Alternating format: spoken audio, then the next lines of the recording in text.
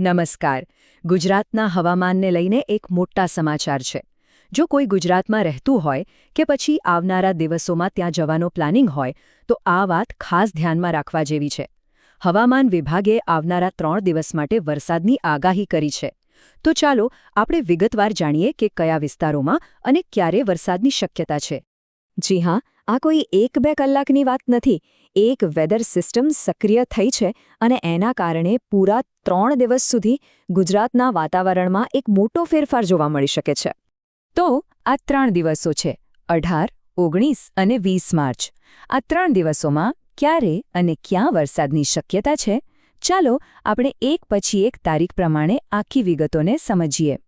સારું, તો શરૂઆત કરીએ 18 માર્ચથી. આ દિવસે વરસાદી માહોલ ક્યાંથી શરૂ થઈ રહ્યો છે જોઈએ ચાલો. તો પહેલા દિવસે એટલે કે 18મી માર્ચે અસર ક્યાં જોવા મળશે? જુઓ, મુખ્યત્વે તો કચ્છ અને ઉત્તર ગુજરાતના કેટલાક જિલ્લાઓ જેમ કે સાબરકાંઠા, બનાસકાંઠા અને પાટણ.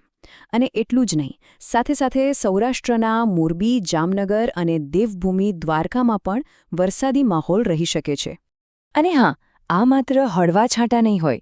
હવામાન વિભાગનું કહેવું છે કે ગાજવીજ સાથે મધ્યમ વરસાદની સંભાવના છે.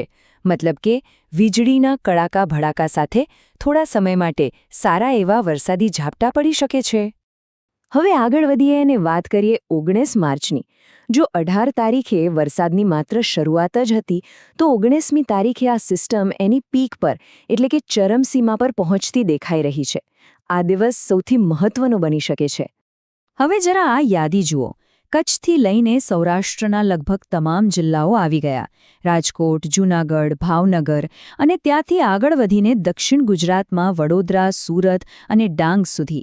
એટલે કે વરસાદનો વ્યાપ ઘણો જ વધી રહ્યો છે. એમ કહી શકાય કે આ દિવસે ગુજરાતનો મોટો ભાગ વરસાદમાં ભીંજાશે. અહીં પણ વરસાદનું સ્વરૂપ લગભગ પહેલા દિવસ જેવું જ રહેવાની ધારણા છે. એટલે કે ગાજવીજ સાથે મધ્યમ વરસાદ. પણ ફરક બસ એટલું જ છે કે હવે તેની અસર ખૂબ મોટા અને વ્યાપક વિસ્તાર પર જોવા મળશે. અને હવે આવીએ છેલ્લા દિવસ પર, એટલે કે 20 માર્ચ.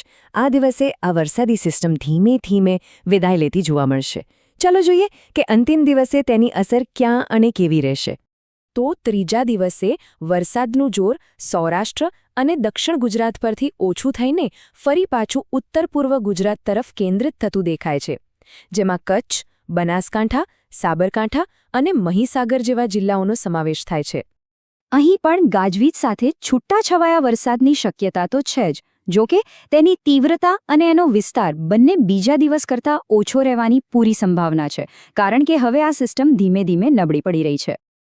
તો આ 3 દિવસની વિગતવાર આગાહી આપણે જોઈ, પણ આ બધાનો અર્થ શું છે? આમાંથી મુખ્ય કઈ વાત છે જે ધ્યાનમાં રાખવાની છે? તો સવાલ એ છે કે આ બધી માહિતીમાંથી સૌથી મહત્વની વાત એટલે કે મુખ્ય તારણ શું નીકળે છે? સારાંશ એકદમ સીધો અને સ્પષ્ટ છે. એટલે 3 દિવસ સુધી ગુજરાતના અલગ અલગ ભાગોમાં વરસાદ આવવાની શક્યતા બતાવવામાં આવી છે. ટૂંકમાં આ કોઈ સામાન્ય માવઠું નથી, પણ એક લાંબી અને વ્યાપક વરસાદી ઘટના બની શકે છે. તેથી આગામી થોડા દિવસો માટે સજ્જ રહેવું જરૂરી છે.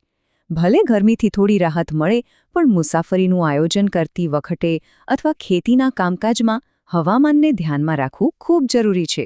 સાવચેત રહેવું, સુરક્ષિત રહેવું.